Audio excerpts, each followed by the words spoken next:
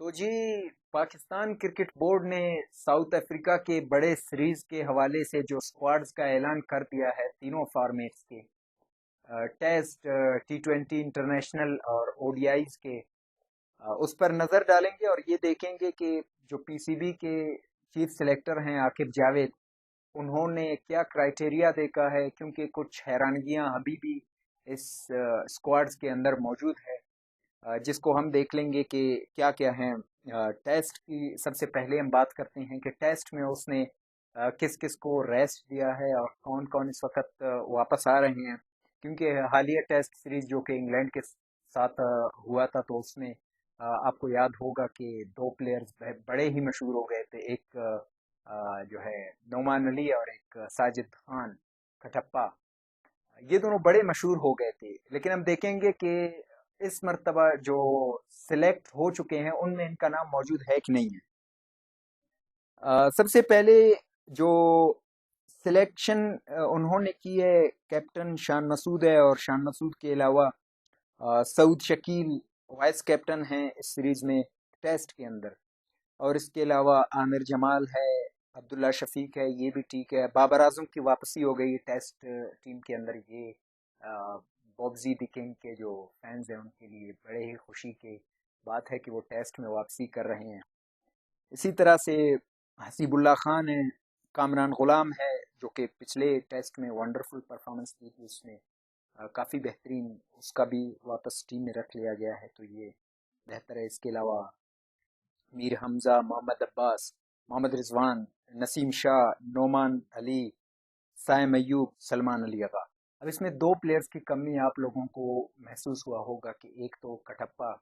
ساجد خان اور دوسرا شاہین شاہ افریدی، پتہ نہیں کن وجوہات کی بنیاد پر ان دونوں کو ریسٹ کیا گیا ہے۔ شاہین افریدی کا تو بنتا ہے کیونکہ وہ ریگولر کھیلتے آ رہے ہیں تو اس کو ریسٹ کی ضرورت ہے، لیکن وہ تو اسپنر ہے اور پیور ٹیسٹ بالر ہے تو اس کو کیوں ریسٹ دیا گیا ہے یہ سمجھ سے بالاتر ہے، اور پتہ نہیں کون سے سائنس کو عاقب جاوید نے اور دوسرے سلیکشن کمیٹی نے سامنے رکھا ہوا ہے اور اس کو ریسٹ دیا ہے، یہ اللہ ہی بہتر جان، کیونکہ انہوں نے کون کون سے جو ہے کرائٹیریا رکھے ہیں۔ اب جاتے ہیں ODI سیریز کی طرف کہ ODI میں انہوں نے کون کون سے پلیئرز رکھے ہیں۔ ODI کا تو آپ کو پتہ ہے کہ رضوان جو ہے کیپٹن بھی ہے اور وکٹ کیپر بھی ہے۔ اس کے علاوہ عبداللہ شفیق ہے، ابرار احمد ہے، بابر اعظم ہے، حارث رؤوف اور کامران غلام، محمد حسنین جو ہے، اس کے علاوہ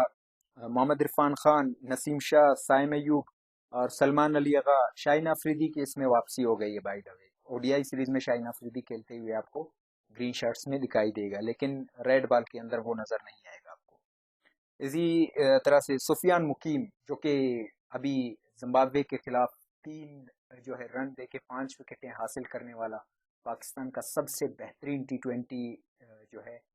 بالنگ اننگز کھیلنے والا جس کا بہترین فگر ہے وہ یہی ہے۔ اور اس کے علاوہ طیب طاہر اور عثمان خان ایک اور وکٹ کیپر انہوں نے شامل کر لیا ہے۔ تو ODI سیریز میرے خیال سے ODI کے لیے ایک پرفیکٹ ٹیم اس نے شامل کیا، لیکن اس میں بھی فخر زمان کی کمی تو ظاہر سی بات ہے کہ محسوس ہوتی ہوگی، کیونکہ فخر زمان نے ساؤتھ افریقہ کے اندر بہت بہترین پرفارم کیا ہے پچھلے سیریز میں، جب ہم نے دیکھا تھا کہ 190 پلس پہ آؤٹ ہو گئے تھے رن آؤٹ، اور وہ بھی میرے خیال سے دھوکے پہ رن آؤٹ ہو گئے تھے وہاں پہ۔ ایتھیکلی کوئنٹن ڈیکاک کو اس طرح سے نہیں کرنا چاہیے تھا، لیکن بائی دا وے وہ آؤٹ ہو گیا تھا تو پھر تو مان لینا چاہیے کہ وہ باؤنڈری سے باہر گئے تھے اس غلطی کی وجہ سے، لیکن اس کی اوور آل پرفارمنس اگر ہم دیکھیں گے تو وہ زیادہ بہتر تھا۔ میرے خیال سے امام الحق اس ٹیم میں موجود نہیں ہے تو امام الحق کی بھی جگہ تو بن سکتی تھی، اس کو پتہ نہیں کیوں ڈراپ کیا گیا ہے۔ اس کے اسٹرائک ریٹ کا مسئلہ تو ہے، لیکن وہ T20 میں دیکھا جاتا ہے، ODI اور ٹیسٹ میں تو اسٹرائک ریٹ کا کوئی مسئلہ ہی نہیں ہوتا، اس کو کس بنیاد پر نکالا گیا ہے یہ سمجھ سے بالاتر ہے۔ بائی دا وے PCB کا جو ابھی کا چیف سلیکٹر ہے وہ کون سے جو ہے کرائٹیریا کو سامنے رکھتے ہوئے پلیئرز کو سلیکٹ کرتے ہیں یا ڈراپ کرتے ہیں یہ اس پہ ڈیپینڈ کرتا ہے، لیکن عجیب تو لگ رہا ہے by the way cricket fans کو۔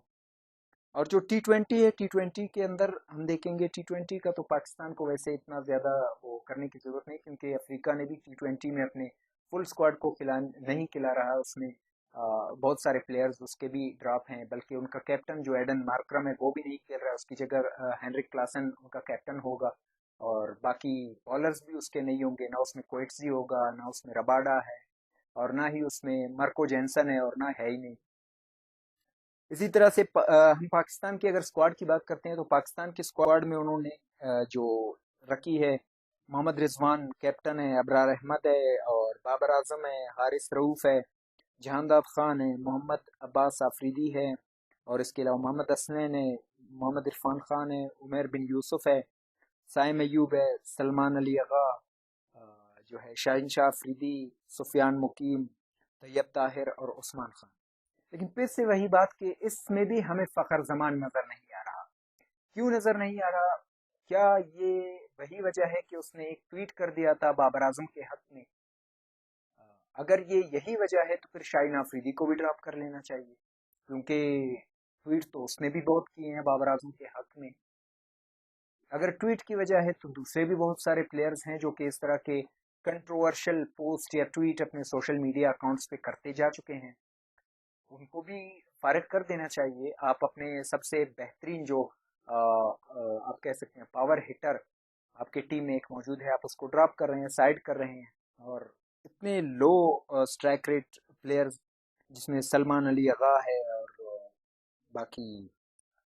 دوسرے پلیئرز ہیں، اتنے ہائی اسٹرائک ریٹ جو کھیلنے والے ہوتے ہیں، جو زیادہ لمبے لمبے شاٹ کھیل سکیں، چھکے مار سکیں،